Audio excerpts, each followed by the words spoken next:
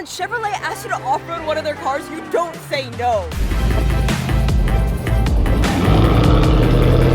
Today we're gonna be off-roading at the mud park. Welcome back to Axmgarage, and today we're gonna be in the 2023 Colorado ZR2. So Chevrolet asked me to go off-roading in this truck, and I'm super excited to test out the capabilities of it. Now this truck is not only meant to go off-roading, it's meant to go rock climbing and mudding. This is gonna be fun. Now I first wanna do a walkthrough of the truck so you guys see all the features as well as what makes it such a good off-roader. And then we're gonna go into what all of you guys wanna see the most, off-roading. So once again, this is the 2023 Colorado ZR2 in the Glacier Blue paint. And the first thing I see are these 33-inch Goodyear mud tires with 17-inch wheels. These bad boys are meaty. And if you look over here, you think these are power steps, but actually they're rock sliders meant to protect the rocker panel. Obviously perfect for off-roading. Take a look at this aggressive front end and you'll find these hooks as well as aluminum skid plate. Now let's head to the back because there's a lot of features in the bed that I want to address. We have a soft release. You also can tilt the back, so if you have some plywood or something that's really big and you can't close the bed up but you don't want it just hanging off, you can have it tilted perfectly like this. You also have the ability to measure whatever you want. I don't know what I'd be using it for specifically, but it comes if you need it. By the way, this bed is super spacious and comes with bed liner. You got 4 hooks in the back, 4 hooks in the front, as well as a power source right over here. Now my favorite part has to be the Stowflex tailgate. You get to it by unlocking right here and popping this bad boy open. So here you can stow any tools you need, plus you can turn it into a cooler because it has a drain plug. Now you notice that this truck has a lot of clearance, and that's because it has a 10.7-inch ground clearance. Thanks to the 33-inch tires and the 3-inch lift that comes from factory. That's probably one of my favorite parts, including the Stowflex tailgate. But you want to know why the suspension can handle off-roading so well? It's because it comes with Multimatic DSSV, perfect for high speeds and high temperatures. And not only that, but it actually comes with a spare wheel, which they increase the height up to be 2.5 inches higher so you have more clearance. Under the hood, you'll find a 2.7 liter inline 4 that makes 310 horsepower and 430 pound-foot of torque, and an 8-speed automatic transmission. Okay, and when you go inside, you really feel that 3-inch lift. Now for comparison, I'm 5'3", I get in pretty easily, but if you're any shorter than me, you might have some trouble, and if you have trouble getting in on higher trucks, it's probably not the best option for you. But personally, I love the 3-inch lift. Actually, fun fact, this is probably the same height as the power steps on my 10-inch lifted Ford F-250. So yes, it's a bit tall to get up, but for me, it's pretty comfortable, so I can't complain. It's actually a positive for me. Now let's take a look at this gorgeous interior. Camo texture, yellow stitching, 11-inch digital display, leather-wrapped and heated steering wheel, leather seats. I will admit, these seats are really comfortable, especially because they have ventilated seats, which by the way, is a massive flex in Texas because it's been 105 degrees all week. And these cooled seats have definitely come in handy. Like, I don't think I would have survived this week without it, to be honest. Since this is a press car, it has a bunch of options on the car, one of which being the 7 Bose speakers, which is probably the loudest sound system I have ever heard on any car and truck. Now you can also lock the rear or lock the front and the rear. You also evidently have a bunch of other buttons. Now I'm not gonna go into detail with all the features that come standard on all newer cars nowadays, but a button like this that lowers all your windows at once is pretty cool, as well as a wireless charging station with camo texture. You have your shifter, which sounds really thocky. I love the sound of it.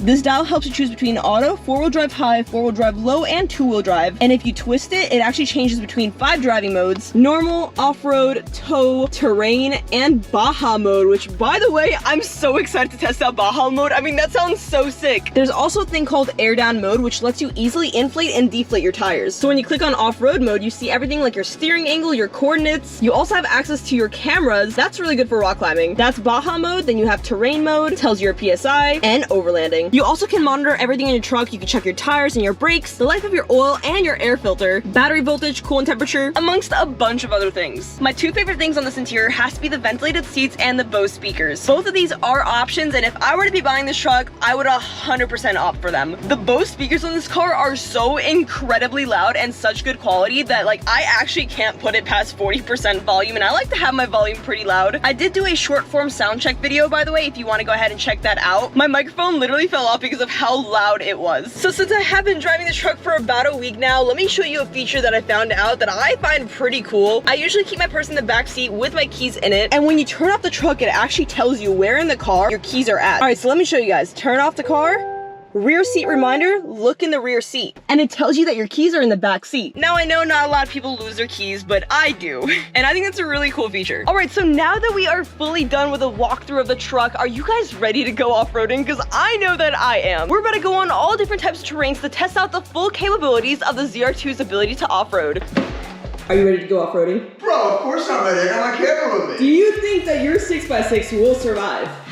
No, it won't. Now the question is, which truck will go off-roading better? A custom-built 6x6, and by the way, that third axle is not a free axle, it actually works, or a stock ZR2. What do you think? I don't know. I really don't know. I have no idea. I feel like I'll be better at off-roading, but it might break and then just go. Cool, you gonna come off-roading?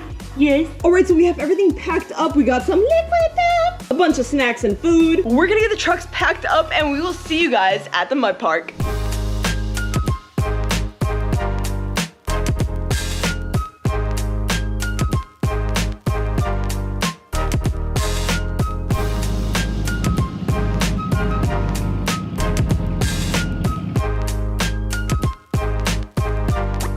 All right, just got my wristband and we're ready to rumble. She's doing great already. I already put it into off-road mode and now, what are you feeling, bro? What's up, dude? You ready? I don't know, are you? Of course I'm ready. Let's send it. Woo!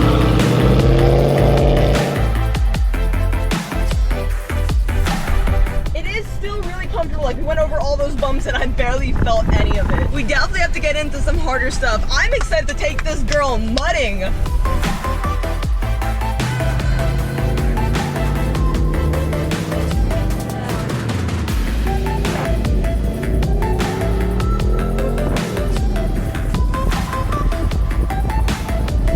30 miles per hour bumps, and it's taking it absolutely amazingly. Is he gonna full send it? I don't think he's gonna full send it. Ah, he half sent it. Woo! This truck continues to shock me. First mud pit, let's go! Success! I'm hearing Georgia's axles clicking and clacking. Y'all hear that too, right? I know it's not me.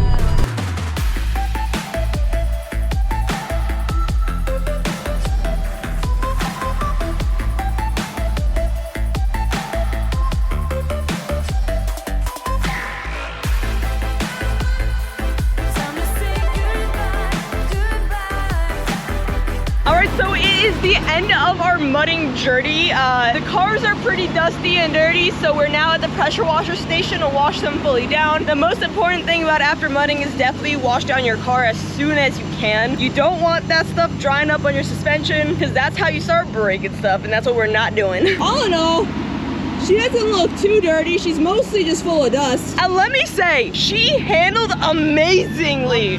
I'm leaking oil. Ah, well, it'd be like that. You know who's not leaking oil? Me. Why? Because you don't have a ZR2.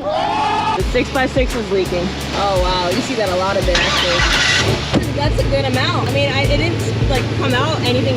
Nothing came out of it, but, like, it's still a decent amount. You can see it, though, yeah. Not bueno. This is why you need a ZR2. Maybe it'll make it? I think so. AutoZone, we'll just get some more oil. Yeah, let's just get some more oil. Oh, when in doubt, top it off.